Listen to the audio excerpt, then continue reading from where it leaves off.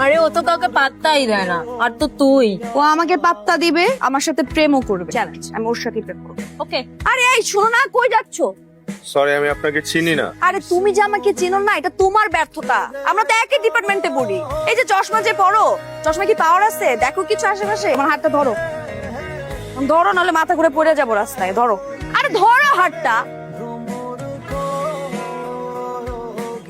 আমার বাসায় না আমার অনেক বিয়ের প্রপোজাল আসে, কিন্তু আমার কোনো ছেলে না ভালোই লাগে না। আমি কি করবো বলতো?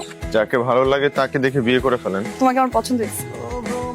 আসলে যখন একটা মেয়ে একটা ছেলেকে পছন্দ করে, তখন আসলে ওই মেয়েটার কি করা উচিত? মানে ওই মেয়েটার ধরো সমাধানটা কি? এই নীল, আরে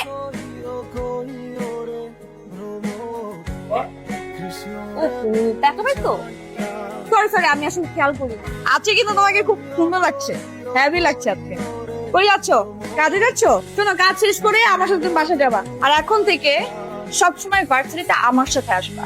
তুমি না আমার বাসায় থাকো। শোনো, ভার্সিটিতে তোমার যদি কোনো সমস্যা হয় তুমি আমাকে জানাবো। কোনো মেয়ে যদি তোমার দিকে চোখ তুলে তাকায়, সেটা আমাকে জানাবো।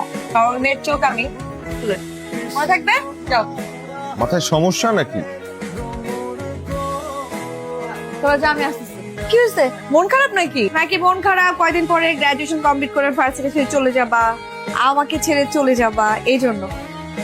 দেখো দেখো, আজকে কিন্তু যদি আমাকে আই লাভ ইউ বল, আমি কিন্তু একদম প্রিপেয়ার না। আমি কিন্তু তোমার আই লাভ ইউ শুনে ফিট খেয়ে যাবো। আপনার কি এগুলো ছাড়া কিছু মাথায় পড়ে না? আমি সেই প্রথম দিন থেকে আজ অব্দি আপনাকে বোঝানোর চেষ্টা করছি যে আমি এগুলো নিয়ে আগ্রহী না। কেন বুঝতে পারছেন না যে এগুলোর প্রতি আমার কোনো আগ্রহ নাই? আমি এই ভার্সিটিতে আসছি পড়াশোনা করতে, শুধুমাত্র পড়াশোনা করতে। আমার বাসার মানুষ মুখ উজ্জ্বল করব, এটাই আমার ইচ্ছা। তো তুমি তোমার গ্রাজুয়েশন কমপ্লিট করো, সাকসেসফুল হও, আমি ততদিন পর্যন্ত তোমার জন্য ওয়েট করি। আমার তো কেন অসুবিধা ওয়েট করবেন আপনি আমার জন্য? আপনার আমার ফ্যামিলি স্ট্যাটাস মিলে না। আমার পরিবারের মানুষগুলো আমার দিকে তাকায় আছে। আমি একটা ভালো রেজাল্ট করে একটা ভালো চাকরি নিয়ে যদি চাই তাদের সামনে, তাদের মুখ উজ্জ্বল হবে, আমার বাবার উপর প্রেশার কমবে। কেন বুঝতে পারতেছেন না আপনি? আপনার সাথে আমার হবে না, আপনার সাথে আমার যায় না। আপনি অন্য কারোর সাথে প্রেম করেন, কারোর সাথে বিয়ে করেন, প্লিজ। আমি অনুরোধ করতেছি আপনাকে, প্লিজ আপনি আমার আশপাশে আর থাকেন না। আরেকটা কথা, বাস্তবতা কখনো কাউকে ধ্বংস করতে পারে, ধ্বংস করে স্বপ্ন। তাই আপনাকে বলছি, প্লিজ আমাকে নিয়ে মিছমিছি কোনো স্বপ্ন দেখবেন না। এটা আপনারই ভালো। Focus on your career, you have a bright future. তুমি এখানে? কেন, তোমার কাছে পারমিশন লাগবে? থাকা যাবে না এখানে? আমি কি তাই বলেছি নাকি? তা নয় তো কি, তুমি ভালো স্টুডেন্ট, পড়ালেখা করো। তোমার পাশে বসে আছে, এটা তো আমার জন্য অনেক সৌভাগ্য। আমি কি তাহলে চলে যাব? হ্যাঁ চলে যাও, নিষেধ করেছি।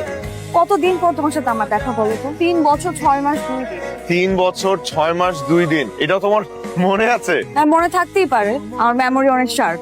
বাসা থেকে তো বের করে দেওয়া হয়েছিল আমাকে, নালিশটা তো তুমিই করেছিলে। এতে আমার কোনো দোষ নেই। মা তোমার সাথে আমাকে দেখে ফেলেছে, কিন্তু বাসা থেকে তো বের হয়ে যেতে হয়েছিল আমারও তো কোনো দোষ ছিল না। এই জন্য আমি সরি। আমার জন্য সেরকম তোমাকে অপমানিত হতে হয়েছে। না না প্লিজ,